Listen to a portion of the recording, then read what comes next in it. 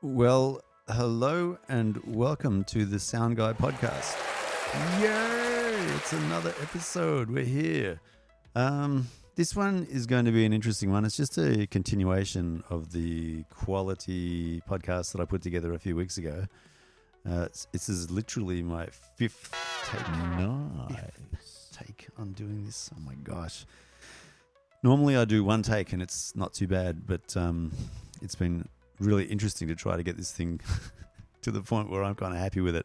I'm loving the sound, by the way. This is the Shure 55SH Series 2 microphone I'm talking on. It's got the same setting as the Rode pod mic, and I really like the sound of it as well. It's probably more to do with the Rodecaster video sound processing, but the microphone, ooh, love it. It's about the same dimensions, weight, mass, technical aspects of the Rode pod mic, but I just love the look of it. Look at that chrome, that brushed chrome look. Awesome. Okay, so look, I've got some notes here. I want to make it kind of short, so we're not going to waste too much time on going over things we've already spoken about with quality. But it's I think it's a really important aspect of on-set sound recording full stop, like just across the board. Yeah, to get a good quality sound takes time and effort. Let's go through the notes. Here we go. So I don't know if you've had this ever happen to you when you ask what are your requirements for the sound on your movie or whatever it is that you're recording, and then you just get crickets. You get nothing. Or they say, well, I just want sound in a WAV file. Can you do me that? Get me the sound in a WAV file. What? Like they're very, very broad kind of requirements. And I had that happen to me recently where I was trying to put a requirements list together and understand what it was the producer of the movie wanted from sound recording on set. And that's what I got. Just make it a WAV file. It's fine. So there's so many things that could go wrong with that. Now, I know most people are time poor, so it takes a lot of effort to go into understanding what your requirements might be. And it's just in your mind, I can imagine, or in anyone's mind, when someone asks, what is it that you want? You just want to cut to the chase and say, look, I know what I want. Just do it. I don't care too much about this. It's a basic thing. Just do the sound and then, we'll worry about it later. But that leads to so many problems. So that's why I'm trying to do the thinking for a lot of the people I do the quotes for now and just prompting them for questions more than anything else. So most recently what I did with this when I got that kind of response was make assumptions, put that all in an email and send back the assumptions and how I'm going to deal with the assumptions that I've made regarding sound and to make it a good quality outcome. So the assumption being things won't go bad, therefore the expectation is there will be no problems. Like that immediately is a red flag to me because so many things can go wrong. So I'm trying to help people understand, let's work together. That's it, on a mutually beneficial project. I'll help you, you help me to help you. That's kind of it. So a lot of people are resistant to this for lots of different reasons, and some of them include, what if things go bad? I don't want to be the one holding the bag saying it's gone wrong. Now I've got to fix it. I want to be able to kind of abrogate that responsibility or parcel that off to someone else, so I can just say, get the work done. I don't care how you do it, just do it and do it well. And I get that. Like that's an important aspect of any kind of endeavor. You want to get a good outcome with least effort. So I totally get that. But at the same time, you got to help me. I want to help you to help me to help you. So unfortunately, if you don't go to that extra effort to try and think about what could go wrong, like pre-planning, then things often do go wrong, and then you got to sort that out, and it's really hard later. So I try to do all of that pre-planning up front to avoid things that could go wrong in the future. Sadly, not everyone thinks that way. So this is where we are. That's why I'm doing the quality focus series on the podcast. So what do we do? I think we go in with the idea of trying to think of what can go wrong and then plan to remove or deal with whatever could go wrong so that it doesn't go wrong. Or if it does go wrong, we can fix it. There's a way out of it. And that's the whole idea behind quality, continuous improvement, and learning from mistakes. Oh, I think I hear a dog in the background. Do we hear a dog in the background? There he is. Oh my gosh. Alfie's come to say hello. Well, he's come to have a drink. And now he's gone. Oh, he's going to stay. Wow, cool. Oh, that's cool. All right. Yeah. So what do we do with that? So planning to deal with problems before they come up. That's pretty much 101 for project management. And I'm borrowing a lot of project management ideas and bringing them into the movie making world, and in particular in the sound space. And I think that's a good way forward to do that. And the things that we're talking about, we can apply them to pretty much any project or any endeavor, because it's all about trying to remove risk or bad things from happening. And then if they do appear, what to do to tackle that. So you go in with a plan of how to make things better before things go wrong. Yeah. And that's about that's the gist of the whole thing, but it takes time and effort to do that. And as I said before, people are time poor, and they often want to delegate that responsibility to someone else for a whole raft of reasons. Yeah. And that's where we run into our problems, because the requirements then often get overlooked, either through lack of experience in knowing what could go wrong, and therefore just falling into a trap of, repeating errors and not learning from your own or others' mistakes. And so it's, kind of fraught with a lot of potential issues, let's say. Yeah. And the problem with that is it's a little bit on the definition of insanity. So you're going in to a project with the expectation that nothing will go wrong and I'm not going to change anything at all, but expect a different outcome from what is more than likely going to happen. And it's like repeating that over and over again, not learning from the mistake and just going into new scenarios with the same understanding, but expecting a different outcome. That is the definition of insanity.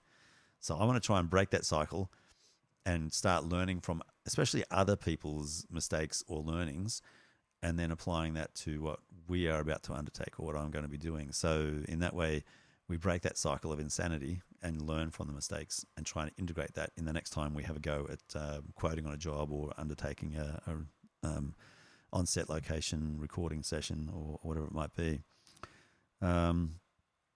Plus, I want to really stand out from the crowd. I really want to be known as a good quality sound recordist who you can depend upon. And that is automatically setting yourself apart from the pack. Straight up. So there's a lot of good in spending that extra effort and trying to draw out from someone, what are your requirements? What do you actually need? What are the things that you're hoping for? What are the things you don't want? So not only talking about what you do want, but what you don't want. It's an important aspect as well.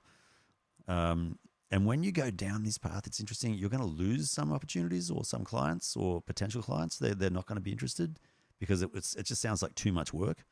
But in all honesty, you're better off putting that effort up front, dealing with the problems before they occur and knowing how to get out of them if they do occur. So, I mean, that makes perfect sense to me, to go in prepared rather than try to deal with something that you don't know how to deal with because you haven't thought about it at all, like after the event. So I see this as a bit of a no-brainer, but it's interesting that in real life, so few people operate this way. And we just keep on falling into the same old traps and problems that everyone faces. Like a good one is lav miking. There are still so many people that persist in attaching lavs to the skin of an actor or whoever's talking. Like it's just, and then the clothes rub up against the fixed microphone casing and causes really bad audio. A simple thing like putting the microphone to the back of the clothing instead, and then putting a furry on the back of the microphone casing so it doesn't cause any sound at all when it rubs up against other clothes or the skin. That's the best solution, and yet so few people are doing this. I've seen this on YouTube countless times where people are telling others there's a better way to lav or attach lavs to people's the actors' clothes there's rather than skin. I don't know, it's so interesting to me that We've already got people out there telling us how to do things better, and a lot of people are not aware of it or ignoring it. That's the kind of thing I'm talking about. So the requirements there are, making a noise-free recording with a simple technique. So those learnings we can apply straight up. Otherwise, we just keep on doing what everyone else is doing. There's no way to differentiate yourself, and you can't charge more to make a sustainable business, because that's the other thing I want about, is a sustainable business, not one to rip people off and just make money for money's sake. I want to be able to be a dependable recordist who people know, or have a good expectation and know that I'm going to deliver what I say I'm going to deliver to a good standard, so they can work with it. That's what this is all about. It's making a sustainable business for everyone. Not just about making money, but making money so you can make more movies. Yeah, that's the idea. But yeah, you will lose some people because they just don't want to put the effort in, and it's too hard. So they'll go with someone else who says, well, this is what everyone else does. This is what I'm doing. This is how we'll do it. And most of the time that works, yes. But when something comes out of left field, then everyone else does the same thing. No one's learning how to deal with this new problem, and you just repeat the same mistakes. And so you get the same outcome. And some people are happy with that, I've got to be honest, and others are not. And I want those people who are not happy with that and who want better, and I want to work with them. So yeah, I'm preparing myself, and I think you should prepare yourself too for rejection from people, and treat it as a blessing, because you probably don't want to work with those people. If they have zero time and effort to try to mitigate problems before they occur, they're more than likely going to be very upset when things do go wrong, and be a bit unrealistic in terms of resolving that after the effect. So it's a blessing in disguise. It's a way to filter out people you want to work with from people you don't want to work with. So that's the way I treat it. It sounds a bit harsh and it sounds a little bit counterintuitive, but I think that's the best approach, is to really try to filter out people you don't want to work with and find those people you do want to work with. This is one of the best ways to do that, because you're doing it all up front. You don't want to be just like everyone else. That's what I'm saying.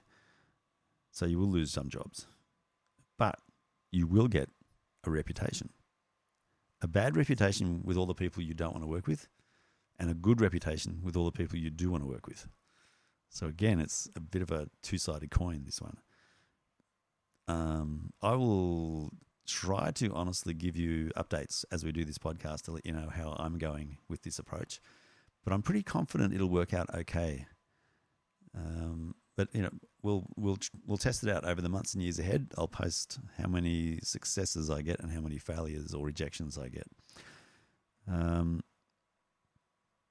You will definitely stand out if you take this approach. Apart from that, that's all I've got to say. I do know quality wins out.